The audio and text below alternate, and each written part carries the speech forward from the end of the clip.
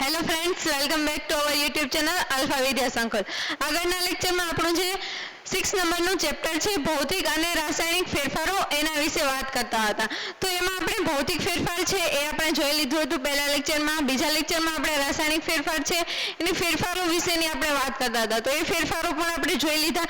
પછી આપણે શું હતું કે ઘણી એવી એક્ટિવિટી કરી કે જે તમારી ટેક્સ્ટ બુકમાં આપેલી હતી એ જ આપણે એક્ટિવિટી કરી. પછી એ એક્ટિવિટી કર્યા પછી આપણે શું કર્યું હતું તો કે નીચે એનું આપણે સમીકરણ લખ્યું હતું. આ સમીકરણ શું છે તો કે એક પ્રકારની રાસાયણિક પ્રક્રિયા જ છે.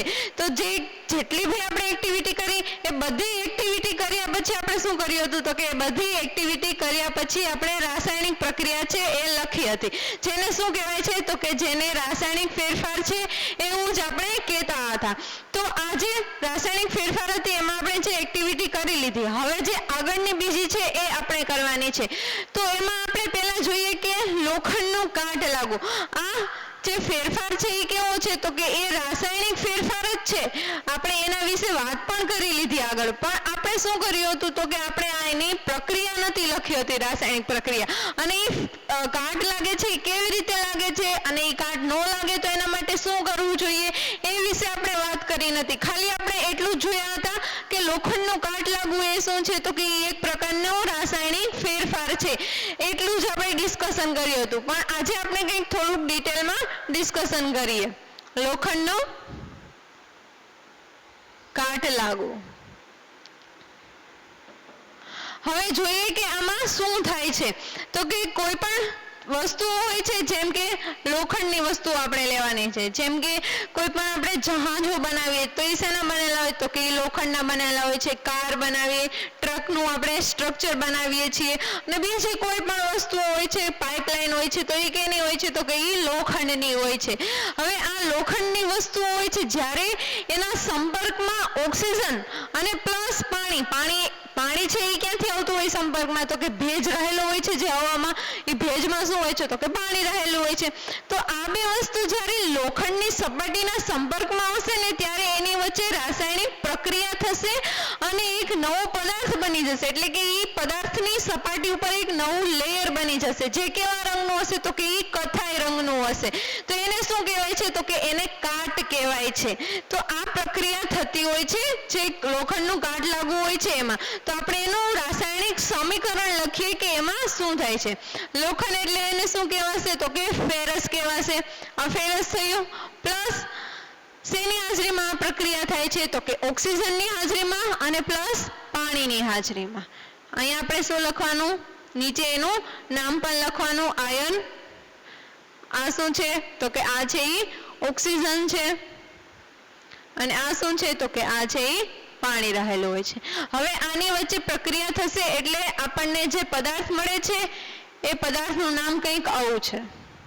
આને શું કહેવાય છે તો કે આને ફેરસ ઓક્સાઇડ કહેવાય છે. જે કેવા કલરનો હશે, જે કથ્થાઈ રંગનો હશે. એટલે કે જે લોખંડની કોઈ પણ વસ્તુ હોય છે એની ઉપર જે કથ્થાઈ રંગનું પડ બની જતું હોય છે ને એ કેના કારણે બને છે તો કે આવા પ્રકારનો પદાર્થ ઉત્પન્ન થતો હોય છે. આ જે પ્રક્રિયા થયા પછી આવા પ્રકારનો પદાર્થ આપણને મળતો હોય છે. એટલા માટે એ કથ્થાઈ રંગનો હોય છે એટલે આપણે કથ્થાઈ રંગનું પડ જોવા મળે છે.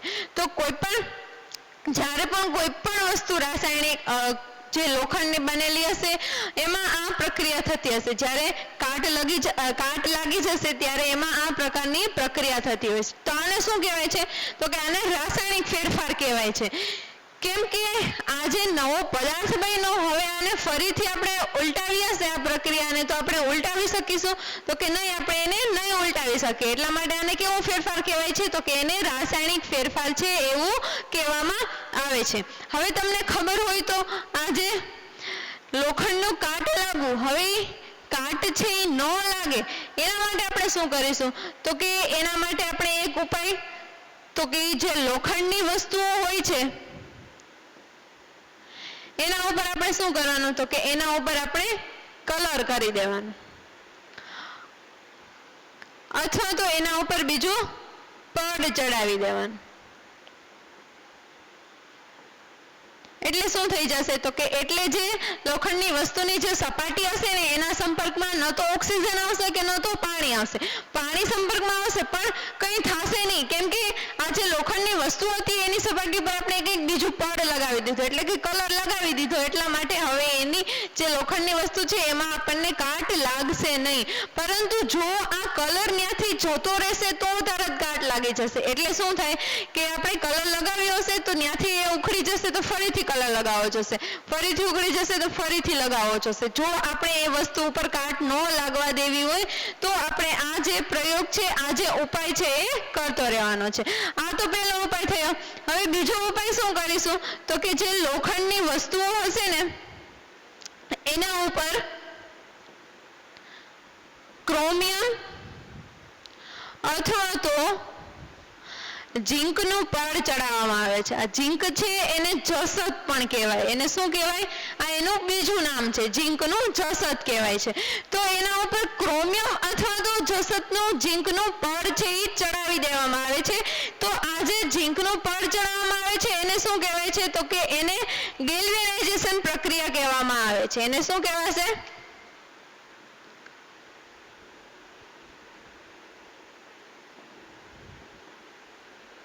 ગેલ્વેનાઇઝેશન પ્રક્રિયા.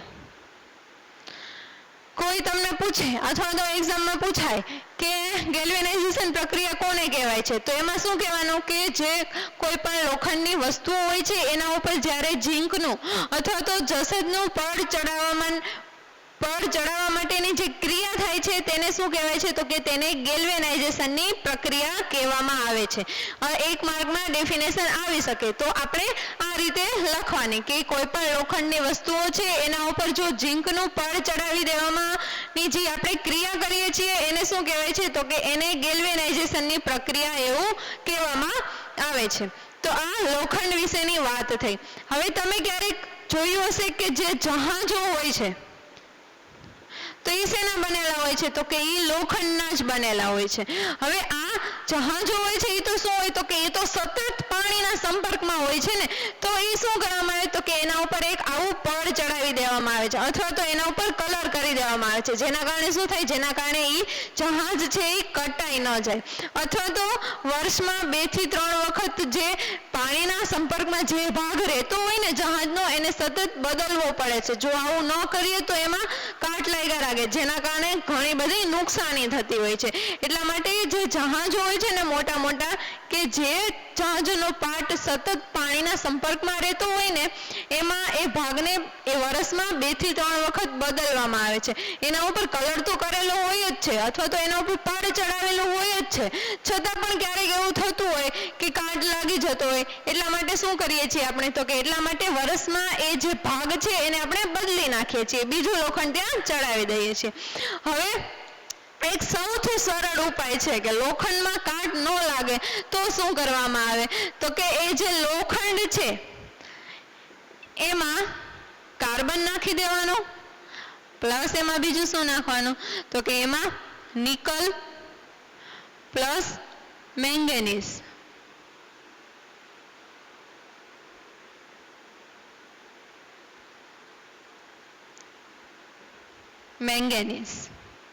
આ બધી ધાતુઓ ભેગી કરી અને આપણે એક નવો પદાર્થ બનાવવાનો, જેને શું કહેવાય છે, જેને સ્ટેનલેસ સ્ટીલ કહેવાય છે. આ સ્ટેનલેસ સ્ટીલ હોય છે ને એમાં કોઈ દિવસ કાટ લાગતો નથી, ભલે ઓક્સિજનના સંપર્કમાં આવે કે ભલે પાણીના સંપર્કમાં આવે પણ તો પણ એમાં કાટ લાગશે નહીં, કેમ કે આ એનો સરળ સૌથી ઉપાય છે કે જેવો કોઈ પણ લોખંડની વસ્તુ હોય એમાં આપણે કાર્બન એડ કરી દેવાનું, નિકલ અને મેંગેનીઝ.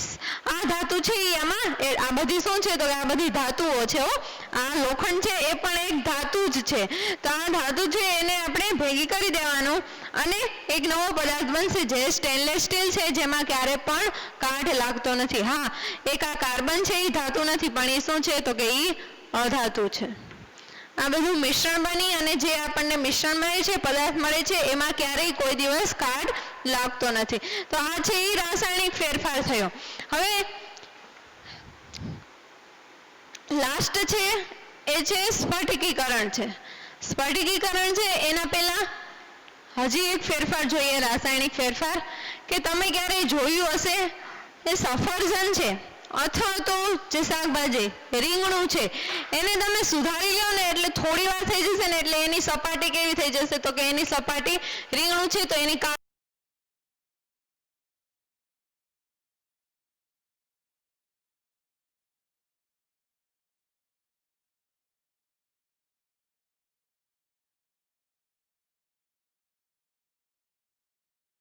થઈ જાય. સફરજન છે તો એમાં એ કથાઈ રંગ જેવી બ્રાઉન કલર જેવી એની સપાટી ઉપરની થઈ જશે. તો એવું શું કામ થાય છે?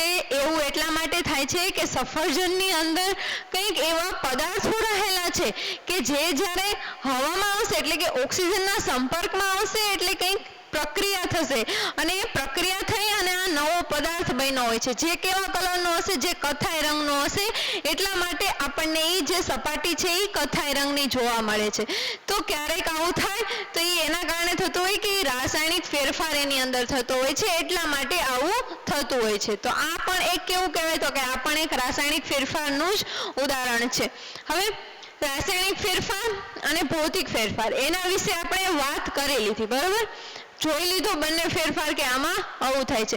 હવે એક આપણે એવું એક્ઝામ્પલ લેવાનું છે કે જેમાં ભૌતિક અને રાસાયણિક ફેરફાર બંને એકી સાથે જોવા મળતો હોય આપણને. તો એવું કયું ઉદાહરણ લેશું આપણે? તો કે એવું એક લઈશું ઉદાહરણ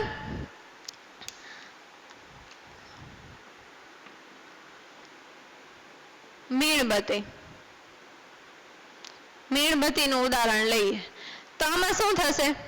તો કે આમાં આપણને છે ને બે ફેરફાર જોવા મળશે. ભૌતિક ફેરફાર પણ જોવા મળશે અને બીજો રાસાયણિક ફેરફાર છે એ પણ આપણને આની અંદર જોવા મળશે. કઈ રીતના? તો જોઈએ. પહેલા આપણને ખબર હોવી જોઈએ મીણબત્તી શેની બનેલી છે? તો કે એક પ્રકારના વેક્સની બનેલી છે. હવે જ્યારે મીણબત્તીને સળગાવીશું એટલે પેલો ફેરફાર શું થશે? તો કે પેલો ફેરફાર એમાં જે વેક્સ રહેલું હશે એ શું થશે? તો કે એ પીગળી જશે. પીગળી જશે અને ફરીથી એ નીચે પડી જશે. તો આ જે પીગળી જવાની પ્રક્રિયા છે એને શું કહેવાય છે? તો કે એને ભૌતિક ફેરફાર છે એવું કહેવાય છે. એમાં શું થયું? તો કે એ ભૌતિક ફેરફાર થયો. હવે કેવી રીતના? તો કે આ વેક્સ છે એ પીગળી અને નીચે પડશે એટલે ફરીથી ઠંડુ પડશે એટલે ફરીથી આપણને એમાં શું મળશે? તો કે ફરીથી એમાંથી આપણને વેક્સ જ મળે છે. તો યાદ કરો ભૌતિક ફેરફારની ડેફિનેશન શું હતી? તો કે એવા ફેરફારો કે જેમાં કોઈ પણ પ્રકારનો નવો પદાર્થ ઉત્પન્ન થતો નથી અને આ પ્રક્રિયાને આપણે પ્રતિવર્તી ફેરફાર દ્વારા ફરીથી ઉલટાવી શકીએ છીએ. તો એને શું કહેવાય? તો કે એને ભૌતિક ફેરફાર છે. હવે અહીંયા જુઓ, એવું થયું છે? થાય જ છે ને ભાઈ. જો મીણબત્તી છે એ શેની બનેલી છે? તો કે એ વેક્સની બનેલી છે. હવે વેક્સને આપણે ગરમ કરીશું એટલે એ પીગળશે. પીગળશે અને ફરીથી એ ઠંડુ પડશે તો શું બનશે? તો કે ફરીથી વેક્સ બનશે. વેક્સમાંથી વેક્સ આપણને મળી ગયું અને પ્રક્રિયા શું થઈ એમાં? તો કે એક તો એમાં આ ઘન હતું એમાંથી પ્રવાહી બન્યું અને પ્રવાહીમાંથી ફરીથી આપણને ઘન મળે છે. તો એને એ જ વાત થઈ ને. તો એ શું થયું? તો કે એ ભૌતિક ફેરફાર થયું. હવે બીજો રાસાયણિક ફેરફાર શું થશે? તો રાસાયણિક ફેરફાર એ થશે કે જ્યારે મીણબત્તી છે એ જ્યારે સળગતી હશે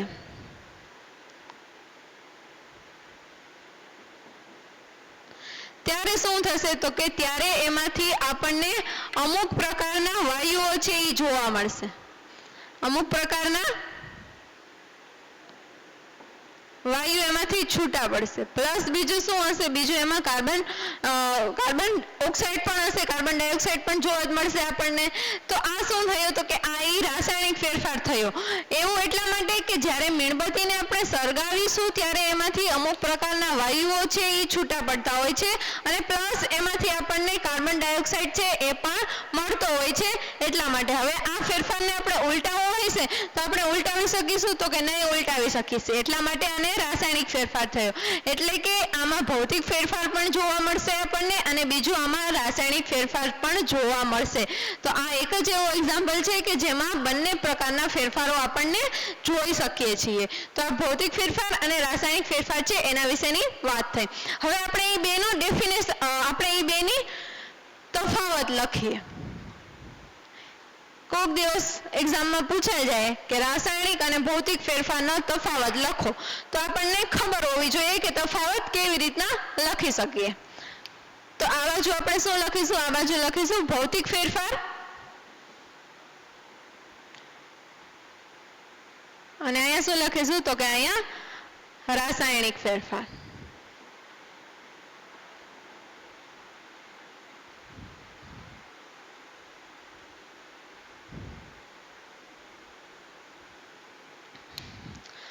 પહેલા શું લખીશું ભૌતિક ફેરફારમાં? કે આ જે ભૌતિક ફેરફાર છે એ કેવો છે?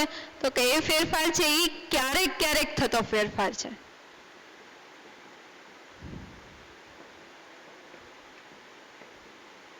અને આ ફેરફાર છે રાસાયણિક ફેરફાર એ કેવો છે? તો કે એ કાયમી થતો ફેરફાર છે.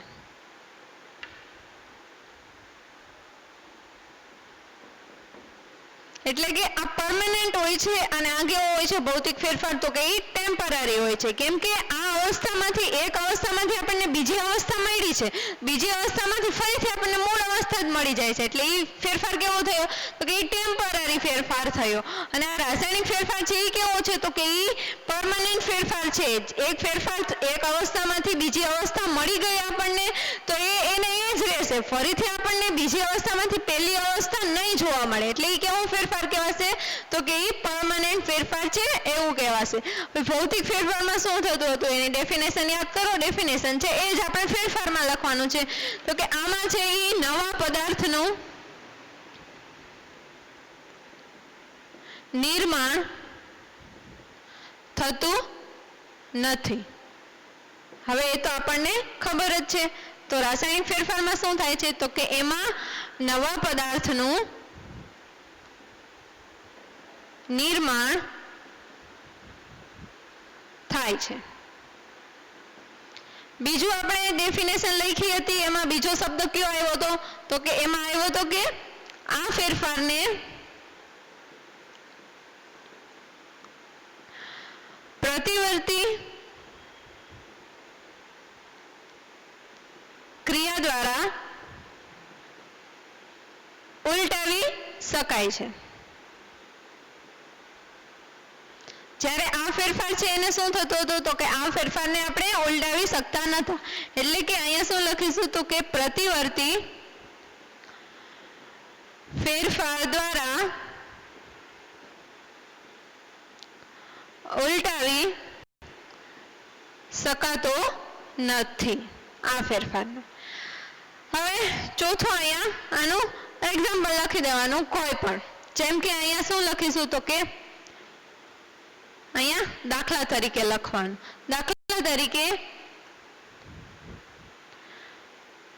બરફ છે એમાંથી શું મળે છે? તો કે એમાંથી પાણી મળે છે. અને ફરીથી પાણી છે એમાંથી શું મળશે? તો કે ફરીથી પાણી છે એમાંથી આપણને બરફ મળી જશે. અહીંયા આપણે રાસાયણિક ફેરફારનું એક્ઝામ્પલ લખવું હોય તો કે ઢગલા બંધ એવા ફેરફાર છે કે જે આપણે અહીંયા રાસાયણિક ફેરફારમાં લખી શકીએ.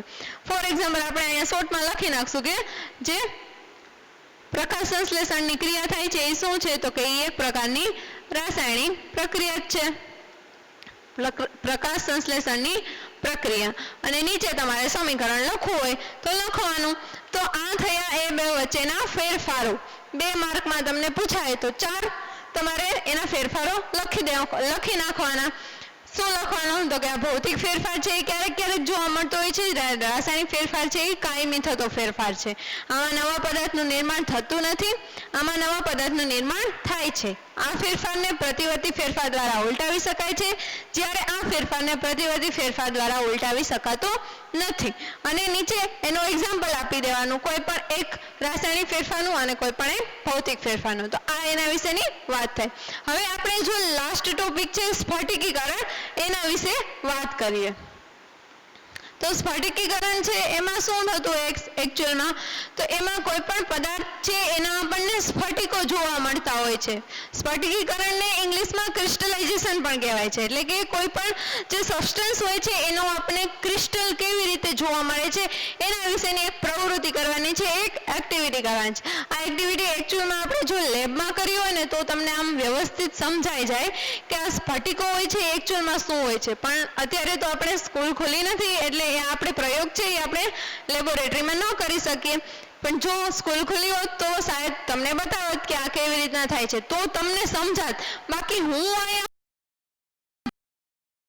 ખેતરમાં ઉતરે વસ્તુ એવી છે, આ જે કેમેસ્ટ્રી આપણે ભણીએ છીએ એ વસ્તુ એવી છે કે જો એને આપણે પ્રેક્ટિકલ કરેલો હોય, લેબમાં આપણે એ વસ્તુને જોઈ હોય તો આપણને એ સરળતાથી યાદ રહી જશે, પણ જો આમાં ભણી હશે, ગૌખી હશે તો આપણને યાદ નહીં રહે. એટલા માટે પણ અહીંયા આપણે શું, આપણા માટે તો એક જ ઓપ્શન છે, બોર્ડ ઉપર જ ભણવું જોશે, લેબમાં જવાની તો શક્યતા છે નહીં અત્યારે. તો ભણીએ, કાંઈ વાંધો નહીં, આમાં પણ સમજાઈ જશે તમને કે સ્ફટિકીકરણ કેવી રીતના થાય છે.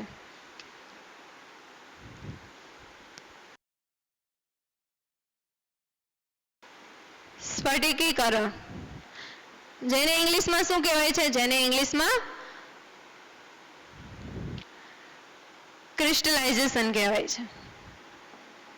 આમાં શું કરવાનું છે તો કે કોઈ પણ પદાર્થ હોય છે એનું જ્યારે દ્રાવણ બનાવીએ, એટલે કે પાણી સાથે અથવા તો કોઈ પણ બીજું પ્રવાહી એડ કરવાનું, પાણી સિવાયના ઘણા બધા પ્રવાહી પદાર્થો છે એ એડ કરવાથી જે આપણને દ્રાવણ મળે છે એની અંદર હજી પણ ઘણી બધી પ્રક્રિયા આપણે કરીશું તો આપણને એમાંથી આ પદાર્થના છે એ આપણને સ્ફટિક જોવા મળશે. સ્ફટિક એટલે કે ક્રિસ્ટલ જોવા મળશે, ક્રિસ્ટલ આપણને જોવા મળશે. તો એના માટે આપણે શું કરીશું? તો એના માટે આપણે પ્રવૃત્તિ કરીશું. ફોર એક્ઝામ્પલ, એક બીકર લેવાનું, આપણે બીકરમાં શું એડ કરવાનું? તો કે એમાં પાણી લેવાનું છે. આપણે શું લીધું અહીંયા? પાણી.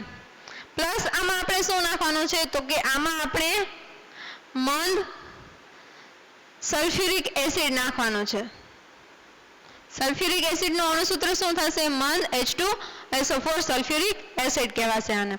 હવે આ નાખ્યું અને પ્લસ આપણે બીજું શું કરવાનું છે? તો કે આને આપણે બીજું ગરમ પણ કરતું જવાનું છે, બર્નર વડે ગરમ કર્યું. હવે આની અંદર આપણે એક પાવડર નાખવાનો છે. જે પાવડર શેનો છે? તો કે એ પાવડર છે એ CuSO4 નો છે, એટલે કે કોપર સલ્ફેટનો પાવડર એડ કરવાનો. એક સ્પૂન નાખી પછી એને હલાવવાનું, પછી બીજું સ્પૂન, જ્યાં સુધી પદાર્થ ઓગળી જાય ને ત્યાં સુધી એ પદાર્થને આની અંદર ઓગાળે રાખવાનો. હવે ઓગળી ગયા પછી શું કરવાનું? એક ટાઈમ એવો હશે કે પદાર્થ હવે આની અંદર ઓગળશે નહીં, એટલે નીચે આપણને થોડોક પદાર્થ રહી ગયો હશે એવું જોવા મળશે. એને એવું કહેવાય કે આ દ્રાવણ છે એ હવે સંતૃપ્ત થઈ ગયું છે, આની આગળ હવે દ્રાવણની માત્રા નથી કે આ પદાર્થને ઓગાળી શકે.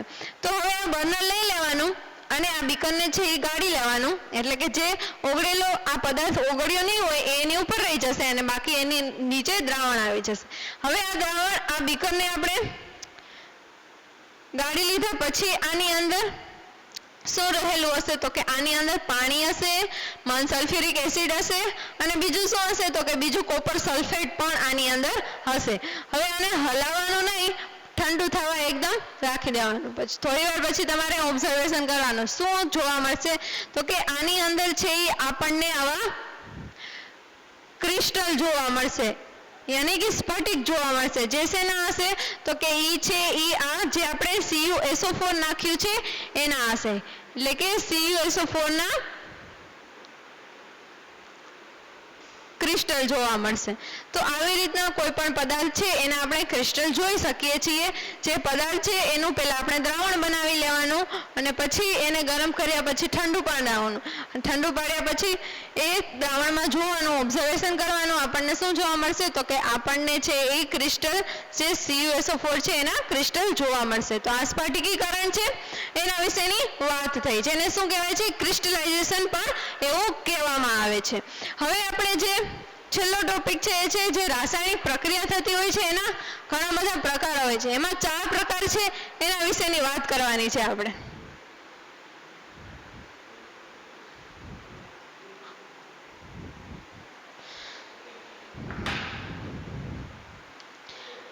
એમાં જે પહેલી રાસાયણિક પ્રક્રિયા છે એનું નામ છે સંયોજનની પ્રક્રિયા. આમાં શું થશે તો કે આમાં કોઈ પણ બે પદાર્થ હશે, બે અથવા બે કરતાં વધારે પદાર્થો ભેગા થઈ અને જે નવો પદાર્થ બને છે એને શું કહેવાય છે એ પ્રક્રિયાને? તો કે એ પ્રક્રિયાને સંયોજનની પ્રક્રિયા છે એવું કહેવાય છે.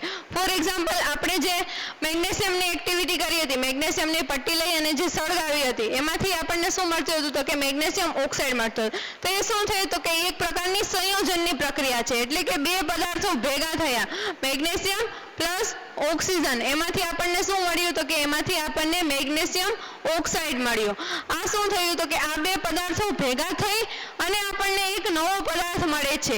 ભેગા થવાની અહીંયા જે પ્રક્રિયા થાય છે એને શું કહેવાય છે? તો કે એને સંયોજનની પ્રક્રિયા છે એવું કહેવામાં આવે છે. બીજું જે પ્રક્રિયા છે, બીજી જે રાસાયણિક પ્રક્રિયા છે એનું નામ શું છે? તો કે એમાં છે વિઘટનની પ્રક્રિયા.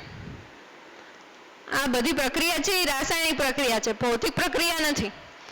તો આમાં શું થશે? તો કે આમાં કોઈ પણ એક પદાર્થ હશે, જ્યારે એને આપણે ગરમ કરીશું એટલે એનું વિઘટન થઈ જશે, એમાંથી આપણને બીજા નવા પદાર્થો મળશે, જે કેવા હશે? જે આના જેવા જ હશે, કેમ કે આ પદાર્થોમાંથી જ આપણને એ બીજા પદાર્થો મળ્યા છે એટલા માટે. ફોર એક્ઝામ્પલ, હું અહીંયા લઉં કે બેકિંગ સોડા છે, જેને શું કહેવાય છે? સોડિયમ બાયકાર્બોનેટ અથવા તો સોડિયમ હાઇડ્રોજન કાર્બોનેટ કહેવાય છે, જેને બેકિંગ સોડા અથવા તો ખાવાનો સોડા પણ કહેવાય છે. હવે આને જ્યારે હું ગરમ કરીશ એટલે આનું વિઘટન થઈ જશે. શેમાં વિઘટન થઈ જશે? તો કે સોડિયમ કાર્બોનેટ પ્લસ પાણી અને પ્લસ CO2 મળશે, એટલે કે કાર્બન ડાયોક્સાઇડ મળશે. આ એનું વિઘટનની પ્રક્રિયા થઈ. એટલા માટે જો કોઈ પણ આ બેકરી હોય છે ને એમાં બેકિંગ સોડાનો યુઝ એટલા માટે કરતા હોય કે જ્યારે આ બેકિંગ સોડા છે એ કોઈ પણ આપણે વસ્તુ બનાવીએ છીએ ત્યારે એમાં એડ કરીએ છીએ, એટલે શું થાય? લોટ બાંધતી વખતે એડ કરીએ, જ્યારે એ ગરમ થશે ને એટલે એ તૂટી જશે, એટલે એમાંથી આપણને આવા પદાર્થો મળશે. આ જે પદાર્થો છે જેમાં આ એક પદાર્થ છે જેનું નામ શું છે? જેનું નામ કાર્બન ડાયોક્સાઇડ છે. આ કાર્બન ડાયોક્સાઇડ જ્યારે ભળશે ને ત્યારે જે લોટ હોય ને, ક્યારેક તમે જોયું હશે તો એ ફૂલી ગયો હશે. તો એ શેના કારણે ફૂલી ગયો હશે? કેમ કે આનું વિઘટન થવાથી આપણને કાર્બન ડાયોક્સાઇડ મળ્યો છે, એટલા માટે એ લોટ છે એ ફૂલી જતો હોય છે. એનું રીઝન જ એ છે કે આપણે બેકિંગ સોડા નાખીએ તો એ લોટ ફૂલી જાય અને જેનાથી જે પદાર્થ છે એ કેવો થઈ જાય? તો કે સોફ્ટ બને છે. જે વસ્તુ બનાવીએ છીએ એમાંથી એ વસ્તુ સોફ્ટ બને છે. હવે ત્રીજી પ્રક્રિયા છે એ છે વિસ્થાપનની પ્રક્રિયા.